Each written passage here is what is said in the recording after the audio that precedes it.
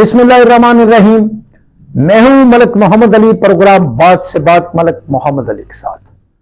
आज हम बहुत ही अहम मौजू पर बात करेंगे और वो मौजू है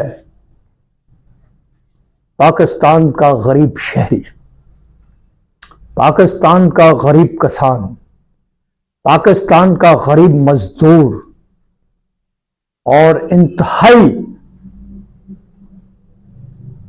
गुर्बत के मारे हुए लोग जो हमेशा सियासतदानों के पुरकशिश नारों पर जिंदाबाद और मुर्दाबाद के नारे लगाते हैं और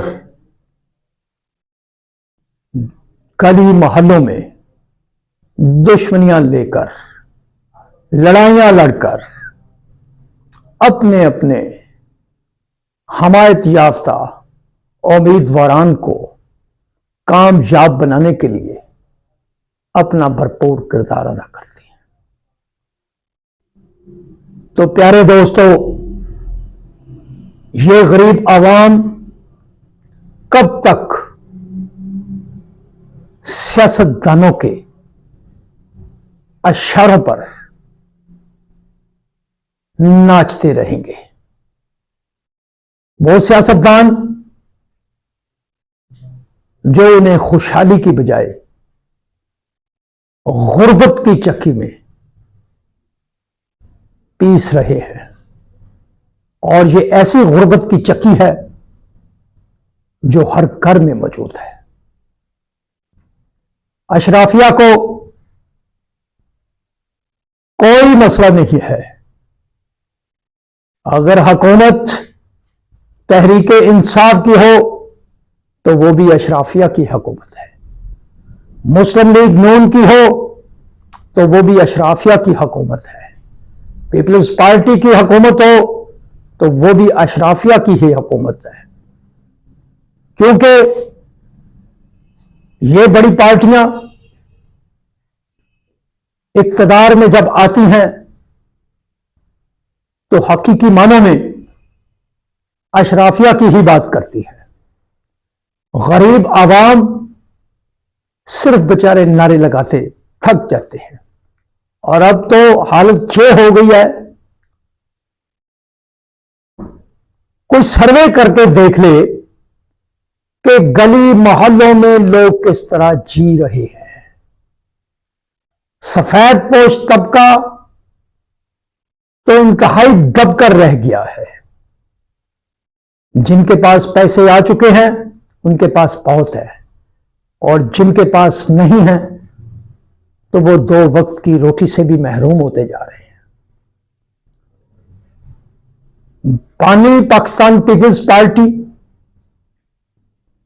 शहीद जुल्फकार अली भुट्टो ने रोटी, कपड़ा और मकान का नारा लगाया, और फिर देखा गया कि पूरा पाकिस्तान उनके साथ था, और फिर किसी को कुछ मिला, स्कीमें बनी, लेकिन उसमें भी ज्यादा फवायद जो मैंने पहले कहा है अशराफिया ने उठाई। बेनजीर भुट्टो आई, बड़े खूबसूरत नारे थे, लेकिन गरीब फिर उसी तरह रहा।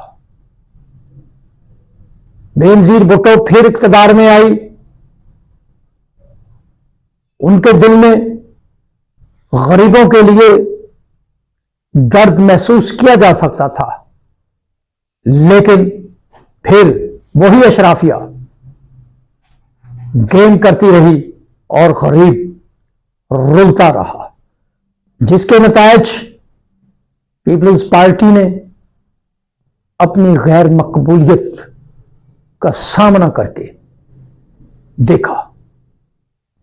सिंध में तो उसका वजूद बहुत मजबूत रहा, लेकिन मुल्क के दीगर हिस्सों में और खासतौर पंजाब में बहुत रिएक्शन सामने आया, बल्कि ऐसे महसूस हुआ कि जैसे पीपल्स पार्टी का वजूद ही खत्म हो गया। मियां मोहम्मद नवाज शरीफ 3 बार इक़्तिदार में आया, बहुत खूबसूरत नारे, बहुत हमदर्दी की बातें, और इसमें कोई शक भी नहीं कि उनके क्रेडिट पर बड़े बड़े तरक्याती प्रोजेक्ट्स मौजूद हैं, लेकिन गरीब फिर भी रुलता रहा, फिर फवायद अशराफिया नहीं उठाए, और फिर तब्दीली के नाम पर तीसरा चेहरा इमरान खान की शक्ल में सामने आया। इमरान खान ने तो नारों की हद ही कर दी थी, ऐसे हद कर दी थी कि गरीब आदमी अपने आप को बहुत कंफर्टेबल महसूस करने लगा कि शायद कोई तब्दीली आ जाए। मगर फिर उस तब्दीली में भी देखा क्या, ना तो 1 करोड़ नौकरियां मिली, ना 50 लाख घर तमीर हुए, ना 200 अरब डॉलर बाहर से आया, बल्कि फिर वही कहूंगा कि अशराफिया ने मौजें लाई और गरीब फिर रुलता रहा। और फिर उसी हुकूमत में 628 अफराद को, जो पाकिस्तान के बहुत बड़े ताजर, जो पाकिस्तान की बाअसर शख्सियात, जिनकी बड़ी बड़ी कंपनियां थी, 3 अरब डॉलर का कर्जा उन अशराफिया को दिया गया, जिसका सूद ना होने के बराबर था।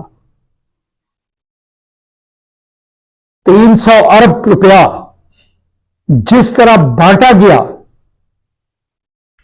उसका सूद तो पाकिस्तान की हुकूमत ने उन मुल्कों को दिया जिनसे वो 3 अरब डॉलर कर्जा लिया गया था। तो क्या हुकूमत पाकिस्तान ने ठेका लिया था इस अशरफिया का कि कर्जे कोई ले और उनका सूद कोई अदा करे? अब फिर इलेक्शन आ रहा है, फिर नारे लगेंगे, फिर वादे होंगे, तो हम तो इन सियासी जमातों के कायदीन को यही दरख्वास्त करते हैं कि खुदा के लिए अब जिसकी भी हुकूमत बने, माजी में जो होना था हो गया, उसको छोड़ें, नई बात करें।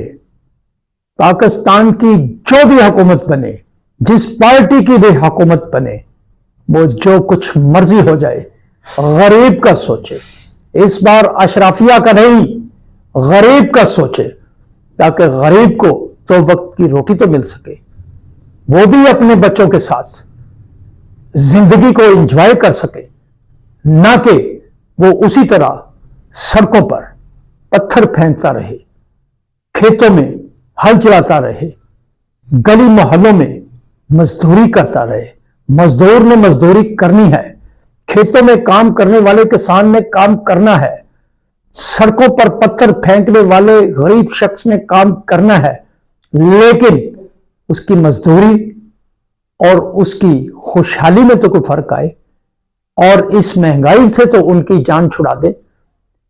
जिन लोगों ने 3 अरब डॉलर का कर्जा अशरफिया को दिया, तो वो पाकिस्तान के गरीब आवाम को अगर 3 अरब डॉलर की मराद दे देते, तो शायद जो शक्ल आज गरीब की है वो ना होती। सलाम पाकिस्तान, सलाम ओवरसीज, अल्लाह हाफिज।